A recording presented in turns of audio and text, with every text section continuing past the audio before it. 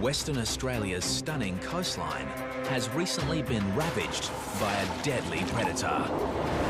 It was the second day in a row swimmers were forced out of the water. The community is under siege, with beaches closed and tourism in tatters.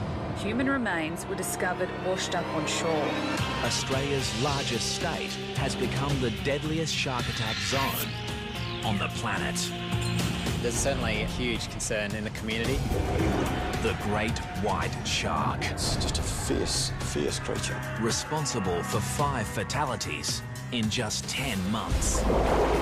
2 people were totally consumed, 2 were bitten in half, and the 5th one was so severely mauled.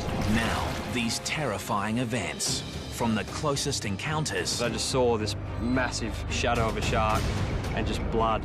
Some who have lost. It's just one of those things that you just think will never happen to your family. And the lucky ones who survived. I thought, I'm dead. We explore why this terrifying phenomenon is happening. Clearly, something has changed. So little is known about sharks, and that's the problem. That's a massive shark. And for the first time, we need to coexist with sharks.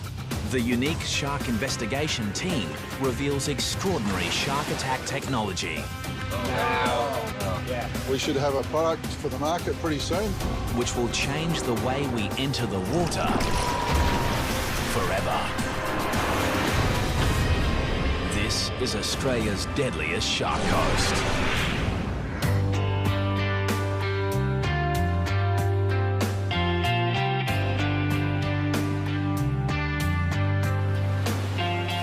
Western Australia's coastline spans over 12,000 kilometres of some of the most beautiful beaches in the world. But recently, they have become the most dangerous. Western Australia had a charmed period between 1925, when there was an attack at Cottesloe, and 2000, when Ken Crew was taken at North Cottesloe. That's a period of 75 years in the metropolitan area. But attacks have escalated in recent years. We've had 10 since 2005, and we've had 5 in less than 12 months. This unprecedented spate of fatal shark attacks has triggered a wave of fear amongst the West Australian community. The impact has a profound effect on the lives of many, especially those unlucky enough to witness these horrific events. I'll just pull the car up there and drop it in just there. It's cooking. 22-year-old surfer Matt Holmes travelled 2 hours north from Perth with his mates to a popular surfing location called Wedge Island. Yeah, we were just so excited to run around throwing the ski in as quick as we could to get out there. Together, they'd had years of experience surfing the West Australian coast. But there was nothing that could prepare these 3 young men for what was about to happen. It just looked so safe out in that water. Just felt like a perfect day. Using his jet ski, Matt began towing his friend out to the breakers, where they could take turns surfing the waves. We'd been in the water for, I reckon, an hour and a half. We were just towing up to 2 blokes that were probably 100 metres away, and I signalled to Nathan to turn around. I looked back forward and just saw some guy just get attacked by a shark. Matt watched in horror as the 5-metre great white shark moved through the waves like a torpedo. It sort of hit him, but then drove him into the water. Just water going everywhere. And within 5 to 10 seconds, the thrashing just turned all red. And there was blood. Matt quickly took his friend into shore. The guy's mate, he was just screaming at me. My mate's out the back. And I just remember holding the jet ski just flat out. I was just flying through the waves. And as I got close to the guy, a set came and I just hit the set flat out and I was just airborne. And when I was airborne, I looked over and I just saw this massive shadow of a shark and just blood. I just wanted to get him out of the water. I was so focused on getting him, I was leaning down off the side and the ski was rolling, and I heard like a thrash of a tail, and I turned behind me and the shark was behind the ski and just followed me around. I felt it nudge the ski and I just thought, oh, I'm going to roll over here. The great white then began to exhibit the behaviour of a top-order predator. And the shark just slowly just followed me around and was just sort of eyeballing me. It was just fending me off the guy. Just the way it was just hugging me off him, I couldn't get any closer. They say they bite humans and let go. This shark was determined. This shark was fending me off the body. This shark wanted him. Despite placing his own life at risk, Matt's efforts were to no avail. As I got closer to him, he just took the rest of him and dove off into the white water.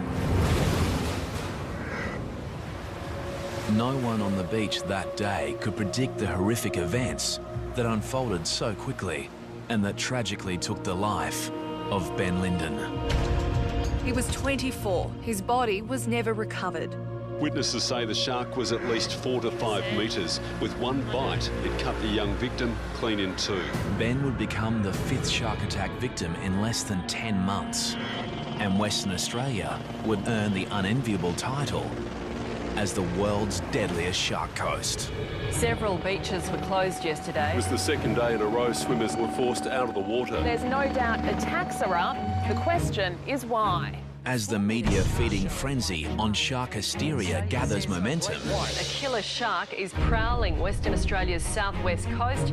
the authorities launch a full-scale shark task force to investigate why this is happening. The government had to respond to a situation of 5 fatalities.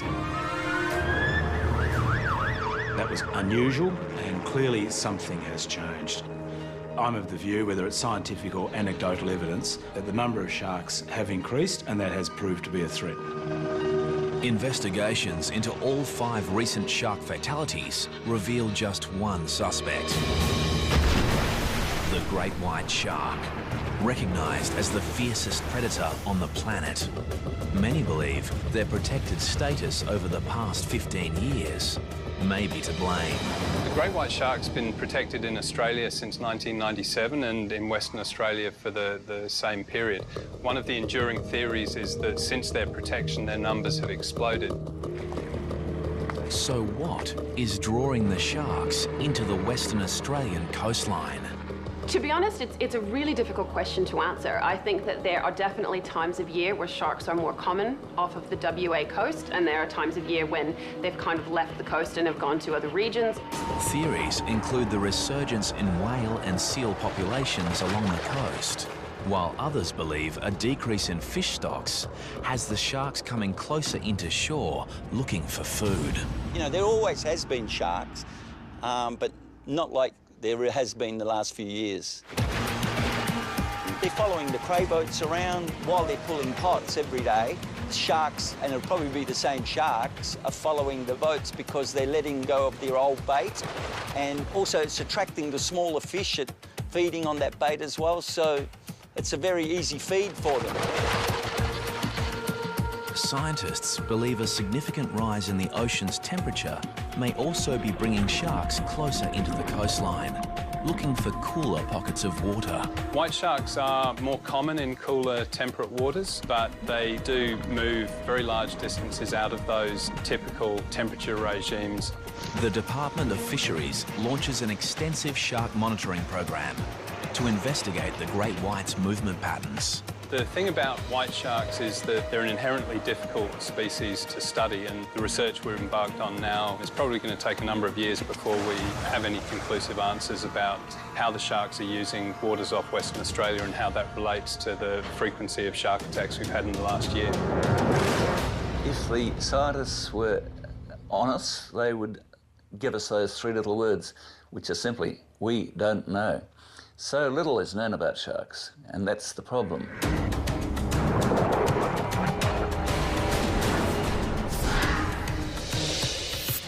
While the quest for answers continues, the world's attention turns on Western Australia's south coast. Peter Kerman was moored while diving, but the 33-year-old couldn't be saved.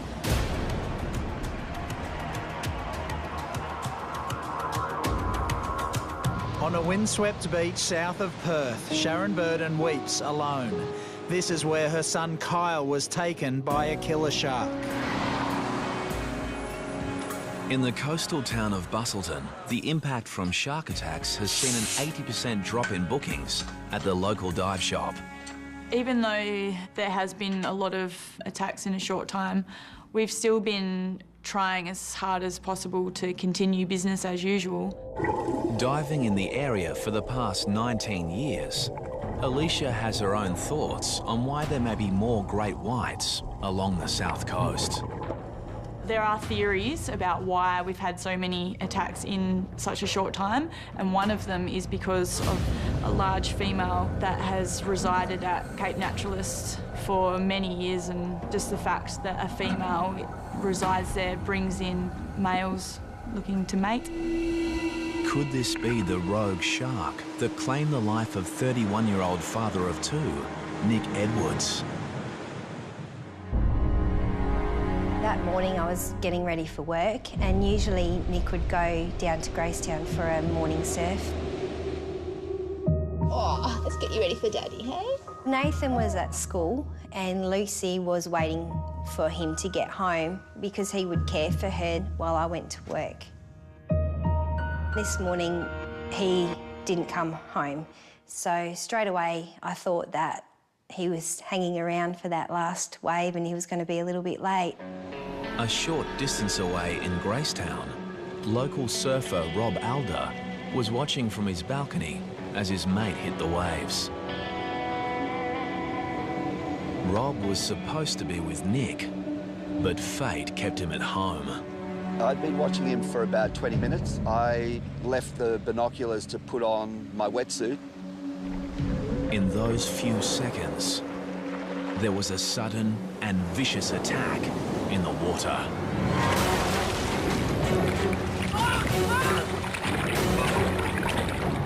I came back to the binoculars and saw just a half a board bobbing around, and I thought maybe he'd had a heavy wipeout and possibly broken his board, which is not uncommon here, and that he'd surfaced. But I let a couple of waves roll through and he didn't come up, and then I figured something wasn't right.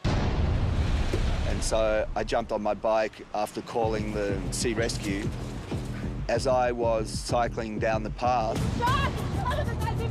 there was somebody running back up yelling, "Shark, shark." When I arrived down here on the point, my friend Craig was already in the water up to his waist.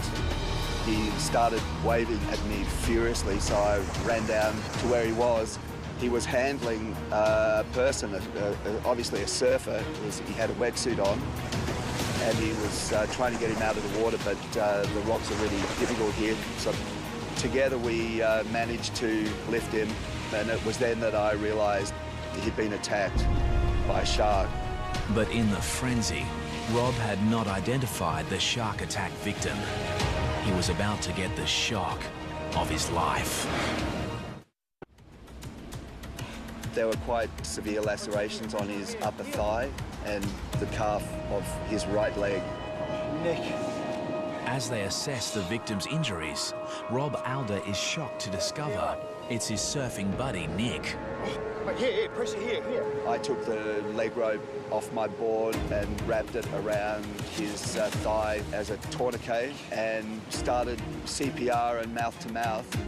The fellow surfers desperately try to revive Nick until the paramedics arrive. Is that yummy, baby? Meantime, Nick's wife, Melissa, is at home, oblivious to the drama that is unfolding. At that time, I was quite anxious and I started ringing the hospital. Yeah, can you tell me if someone's been admitted by the name of Nick Edwards? I thought something may have happened to him, like, you know, was hurrying home and had been in an accident. Around 20 minutes after he'd been dragged unconscious from the water, Nick Edwards was rushed by paramedics to Margaret River District Hospital. At this point, Melissa had become quite frantic. She had heard news there'd been a shark attack where Nick had been surfing. I've rung my family and said there's been an attack and I'm quite worried about Nick. I can't get in contact with him. Mrs. Edwards. And then there's a knock at the door and the police are here. I heard about your husband, Jim. They say that there's been an accident and straight away, I guess, I just knew what the news was.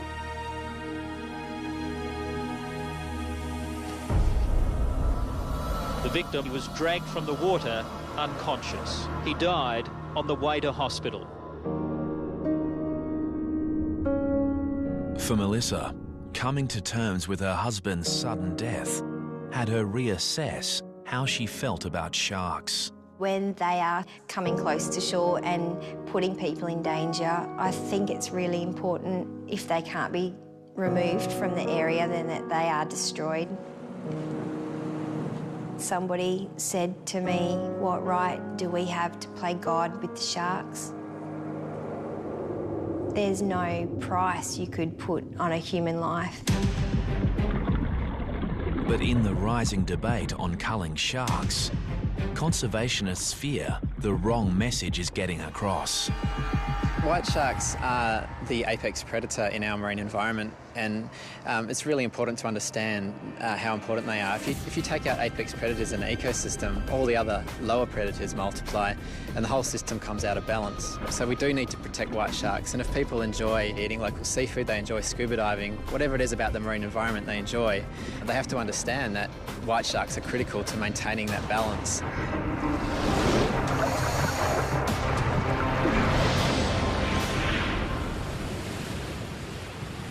In Perth, daily shark sightings forced the closure of many popular swimming beaches. But despite the increased shark threat, there are still a few brave souls who aren't afraid to venture into the water. Just like to welcome everyone aboard Blue Destiny. My name's Mark, I'm the skipper. Today, divers are heading to the northern tip of Rottnest Island, a popular tourist island just off the coast of Perth. Do you want to see a shark? Hope so. With some trepidation, they're about to dive the exact same location, which only 12 months ago was the scene of a horrific shark attack.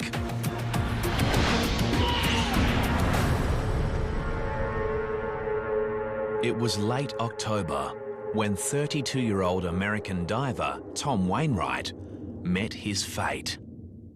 Anybody who's taken by a shark is unlucky, and Tom Wainwright was particularly unlucky. There had never been a shark attack at Rottnest in all the 100 and something years that people have been going there. Sergeant Pete Bayan was on duty that day. He was called to investigate the circumstances surrounding the attack.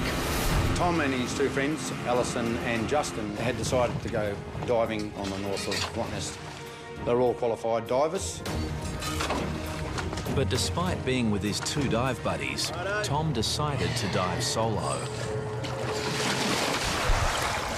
It was a fateful decision, as moments after entering the water, Tom was attacked by a 4-metre great white shark.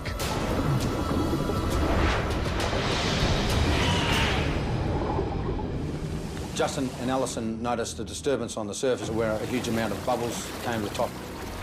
Along with the bubbles came a large amount of blood, and Justin and Alison knew their friend was in grave danger.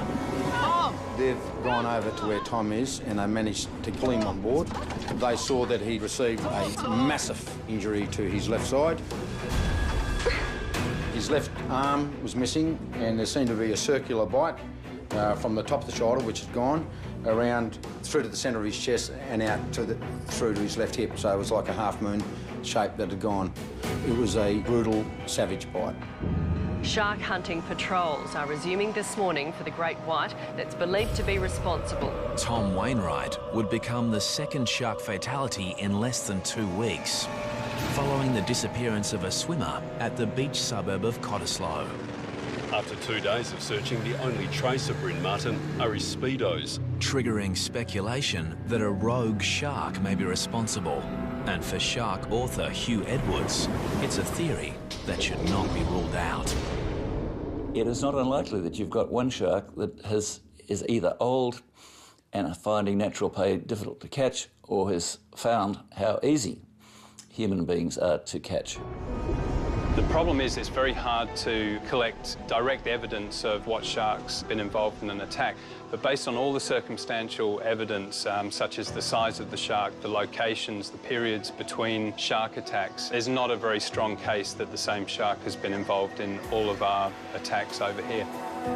Serial offender or not, the Western Australian government moves to allow the killing of any shark that poses an imminent threat. If a shark is staying around a popular tourist beach area and staying within that vicinity, it's got to feed. That's the harsh reality, so there is a threat there. I take a view that we have a responsibility to protect people using the beach, particularly families and young children. So this deadly hunter has now become the hunted. The baited hooks were set up in a capture and kill operation, the first of its kind in WA. One of the big problems is actually even establishing what an imminent threat is. If a shark is seen and has been spotted and people have been removed from the water, then there really isn't an imminent threat anymore. So it seems to be quite an impractical policy, but the impact it's having on people is actually to increase the fear that we're trying to remove without really making people safer. As an alternative to killing sharks, the government assembles a special team of shark experts at the University of Western Australia to investigate how to make people feel safer in the water. We've got the 2 white shark brains here. Professor Sean Collin, a world leader in shark sensory biology, leads a team of specialists who have spent many years attempting to understand shark behaviour. The great white shark is one of the largest predators in the world of the cartilaginous fishes family. It's been around over 400 million years and has developed a whole battery of sensors that makes an exquisitely tuned predator. The team's research into shark sensory systems has led to the development of new shark deterrents, which the team is now preparing to test in the field. For the first time, they are packing up their entire laboratory and taking it into the domain of these deadly predators. This is a large undertaking, but I believe this is a wonderful opportunity to restore confidence of the public to re-enter our beautiful waters. As they embark on their 1,100-kilometre journey north, the team is hopeful that they'll get some results. Whenever you are developing something in a lab, however great it is, you need to go and test it with some real sharks because they're going to be the ones that tell us whether it works or not. Shark scientists from the University of Western Australia are about to test new shark deterrent technology in an effort to make people feel safer in the water. Down she goes. At a remote beach location, the Oceans team is about to trial an eco-alternative to the highly controversial shark nets that are used in some parts of the world. Netting on beaches has been used for many years to deter sharks, but there's a lot of evidence now to suggest that that is not effective and that, in fact, sharks and many other marine life are killed by these nets. The alternative is a bubble curtain, which quite simply is a wall of bubbles designed to interfere with the shark's senses, including hearing, as well as the shark's lateral line. Lateral line extends over the head and flank of all sharks and detects very minute water movement as the animal moves through the water.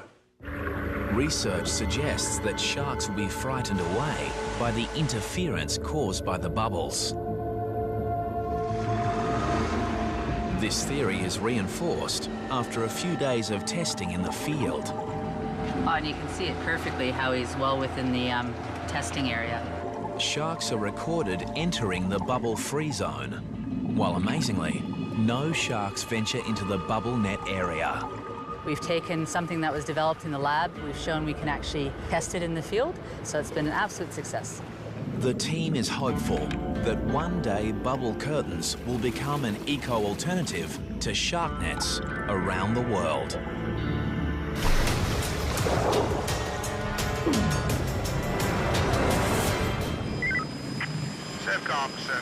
Back in Perth, shark patrols are stepped up to combat the increased shark activity. A massive 4-metre white pointer shark, half the length of the water police boat. Where's the nippers?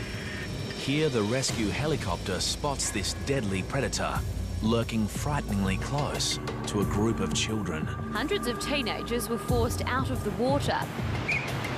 They were competing in a surf lifesaving carnival when the monster was spotted. Meanwhile, off the WA coast, the Department of Fisheries Shark Monitoring Program uncovers some interesting information. We've monitored 16 sharks off the Perth coast now. All of them have done things very differently while they're here. Some sharks are simply passing through, spend very little time here. Other sharks are here over more extended periods. The monitoring program includes the use of new satellite receivers, enabling shark alerts to be posted on social media sites when tagged sharks swim into populated areas. Stay out until the flags go back up. The siren's just gone. But it's the untagged sharks which pose the biggest threat to beachgoers. And for that, it's up to the surf lifesavers. Surfcom, this is Sorrento Patrol. Volunteer surf lifesaver Bernie Williams knows firsthand how vulnerable we are in the ocean. A group of friends decided we'd like to get a scuba ticket. So that was probably 30 years ago, and I've enjoyed it ever since, till recently. A few years ago, Bernie was with these same friends, diving an ocean reef off the coast of Perth. We're just cruising along the reef. I heard a boat coming quite close to our boat where he'd been anchored. So while Brian and Jenny carried on the reef, I went up to the surface, checked, couldn't see a boat near our boat. So I then came back down. I couldn't immediately see my dive buddies, Jenny and Brian. Suddenly alone in the ocean depths, Bernie searches for his friends. And then, out of the blue comes his worst nightmare. A 4-metre great white shark on the attack. I just felt this sudden impact on my side, and I was pushed through the water. I saw a big black eyeball within about 5 centimetres of my face. And my arm was in its mouth, and the alarm bells just went off in my head. Miraculously, Bernie managed to free his arm from the massive jaws and was able to make his way to the ocean floor to seek shelter. Then my arm really started hurting quite badly, and the water started getting a very polluted look to it, a very sheeny look to it, and I realised I was bleeding quite badly. Things couldn't get much worse for Bernie until the great white continued to stalk its prey. The shark was just circling. I had my spear gun with me. To fend the shark off, I poked it in the nose as it brushed me. I think it knew that it had a meal there. I was tucked up against the reef watching the shark when I felt someone touch me on the shoulder, and it was the dive buddies. Literally, as soon as I felt the touch on my shoulder, the shark just turned around and it disappeared. But Bernie's ordeal wasn't over yet. That trip from the bottom to the surface had to be the most frightening trip you could ever think of, because the speed of these sharks, it could have quite easily attacked us and made mincemeat of us in the water. Finally, they reach the surface, and with the help of some nearby fishermen, all 3 divers make it to safety. Bernie realises it was a lucky escape. He attributes his survival to a portable shark repellent device. My belief is one of my dive buddies, Brian, was wearing a shark shield, and I think that probably deterred it because it just took off. The shark shield works by emitting an electrical current that theoretically deters sharks within a 3-metre radius of the device. Shark right at the surface. Big one. Right now, the shark shield is being tested by the Oceans team off the WA coastline. So we're just attaching the shark shield to the top of the rig here. The scientists have baited and set a number of stereo camera rigs, and all they have to do is wait. Recent testing using the shark shield on great whites showed the device had a clear effect on the animal's behaviour. But it also showed that the shark was not repelled in all situations. Essentially, if a long enough period of time was given, the sharks would eventually still take the bait while the device was active.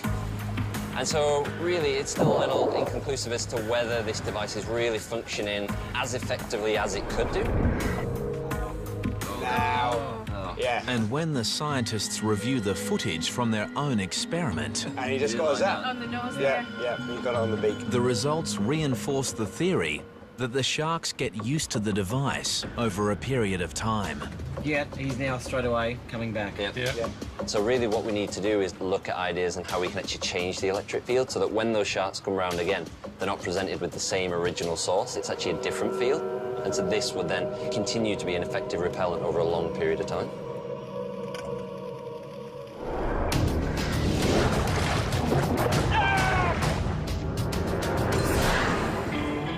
It's not just surfers, divers or swimmers that are at risk. Any surf craft on the water is in danger of being attacked by sharks. As Martin Kane discovered while surf skiing with friends at a popular beach just north of Perth. When you get out there at sunrise, it's a very spiritual experience. It's just a great way to start a day. It was on one such day that Martin and friends encountered a pod of dolphins, a stunning and quite common event. Except these dolphins were behaving strangely. There's about 5 dolphins on my right as I passed by. We're actually huddled up together in a very tight formation, almost floating. We stopped for a while. Martin stopped, but a few of the rest of us stopped for a bit longer because we were so interested in. Martin began to paddle off, leaving the group behind. And at that moment, a 3-metre great white shark began moving towards him at a speed estimated to be up to 45 kilometres per hour. And then this almighty crash and bang. So I grabbed the ski in its jaws, lifted it up in the air, probably 2 or 3 metres, and I toppled out on the front. Martin's screams went through the air, and all I could see was the ski being spun around and just thrashing and splashing. When Martin finally surfaced, he realised he'd been attacked by the world's deadliest predator. It was just an awesome power, this thing. The tail was just going, you know, left to right like this, and the head was going in the same direction. And I could hear a sort of a hum coming off, you know. Just an amazing, just a fierce creature, absolutely, you know, going ballistic. The shark had ripped a huge hole in Martin's surf ski, and he was 150 metres from shore and even further from his friends. I was swimming to shore, felt like in concrete almost. And all I was thinking of, perhaps he's going to take my legs, or I get chopped in two. With the great white right behind him, Martin was now swimming for his life. All that was going through my mind at the time was, I'm dead, perhaps he's going to take my legs, or I get chopped in two. Luckily for Martin, his friends Kim and Dale were quick to react. Dale said, get on the back of the ski.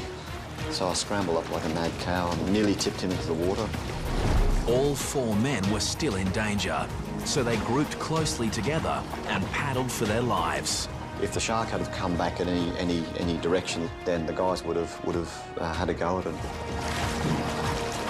But it wasn't until I got to the beach and looked back out to my ski to see the shark doing a victory lap around my ski that I really thought, oh my God, that was close. Since the attack, Martin has reassessed his relationship with the sea. It's changed the confident attitude that we used to have, you know, go out in the mornings, bit of deep breathing, you know, fresh air, dolphins, to the sharks out there, you know.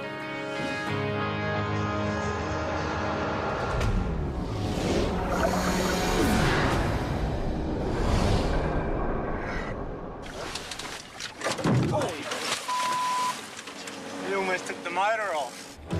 In Western Australia, many of the shark sightings have been caught on video. Weather looks good, no swell. And none more chilling than this footage, taken by freediver Nathan Podmore while on a diving expedition 4.5 hours north of Perth. Hopefully there's a few fish about. When Nathan and his friend Dave enter the water, there are a few fish about, but just not the ones they were expecting. In the water for a couple of minutes, and just next minute just heard Dave just scream my name. There was definitely something in his voice that just said we're in a bit of strife. And turned around and it's just like, whoa. The two young men are confronted by a 4-metre great white shark. It was unbelievable. Just look, they're like a torpedo underwater. They're absolutely massive. And it came in straight at us both and it sort of just broadsided in front of us. I had a good opportunity to just give it a good whack, sort of as hard as I could whack. I punched it in the side of its face and it didn't like it much. Incredibly, Nathan and Dave were able to scramble aboard their boat. You don't see one of them every day and you don't want to see one of them every day. It's something extraordinary. On this occasion, the boys were lucky to have a spear gun for protection. But in most cases, the only thing between you and a shark is the wetsuit. And off the coast of Western Australia, the ocean scientists believe they've finally found a way to make the wetsuit shark-proof. Dave, so these are some of the wetsuit designs that we've come up with using... After years of research, they're about to test new wetsuit prototypes, which have been designed in conjunction with a leading product developer. The most common question that we get asked when anybody gets a wetsuit is, I don't want to look like a seal, and what colour do sharks like?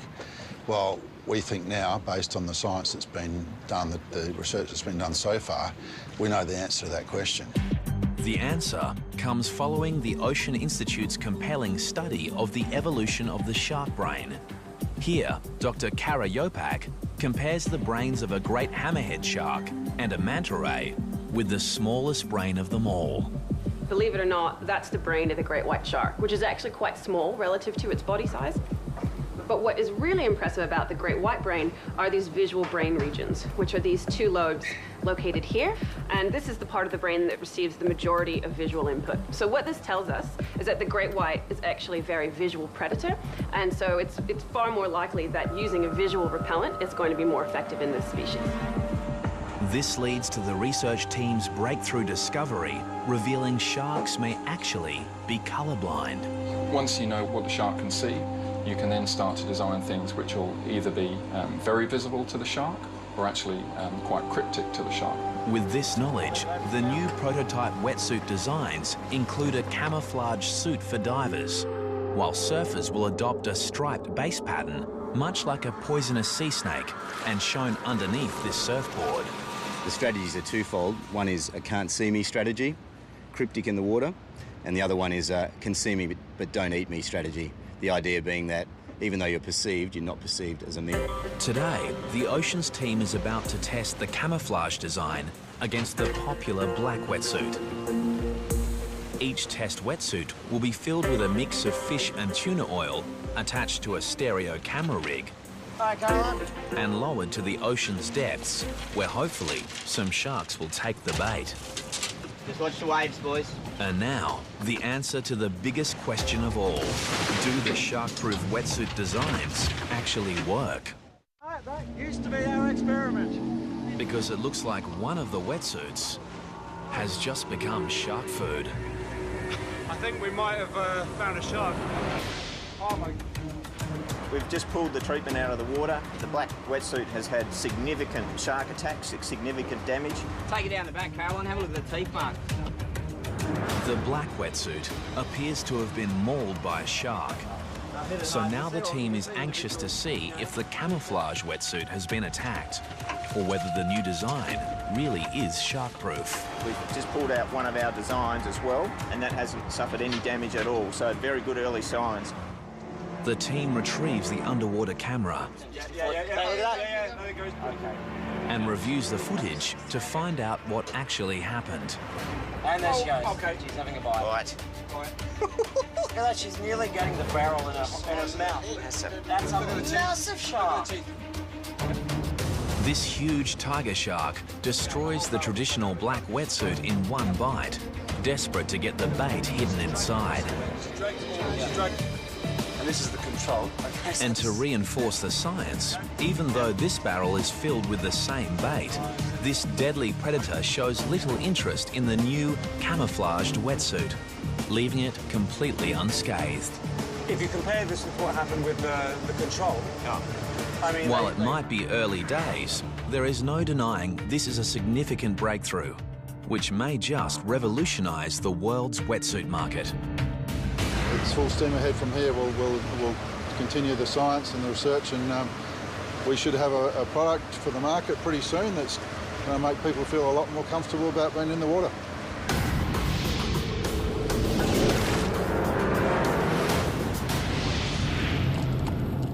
Any encounter with a great white shark is going to leave its mark. It's down there, right? And for Matt Holmes, it has had a profound effect. Every night, the whole thing goes through my head. And what I could have done different, and if what I did was enough. Today, Matt has returned to the beach where a great white shark claimed Ben Linden's life. Still remember going out through here, just flat out. But he can only watch on as his friend takes their beloved jet ski out for a spin. I struggle to go out on the boat for a fish nowadays. I just feel like it's all going to happen in front of me again. Just never thought it would happen, but unfortunately in WA it's happening all the time.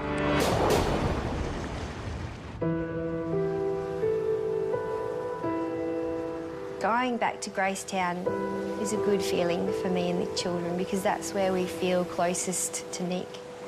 The loss of Melissa's husband, Nick, means her life and the lives of her children will never be the same.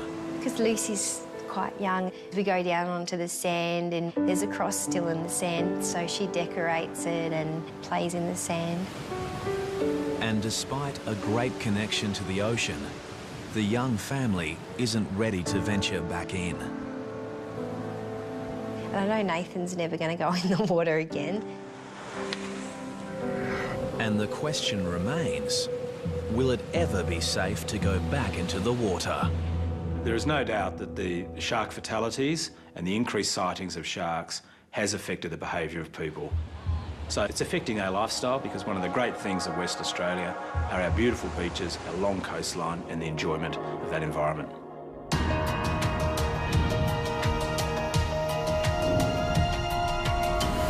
Despite the great white shark being the apex predator of the world's oceans, That's a massive shark. and all the scientific minds and money behind the research, these formidable animals remain an enigma. But shark scientists believe that is all about to change. It's my hope that we can very soon understand more about the shark and the environment in which it lives. We need to coexist with sharks. Their presence within our ecosystems is vital. At the moment, the only certain things we can say is that there will be another shark attack. We don't know when and we don't know where. And there is one more certainty. For now, Western Australia remains the world's deadliest shark coast.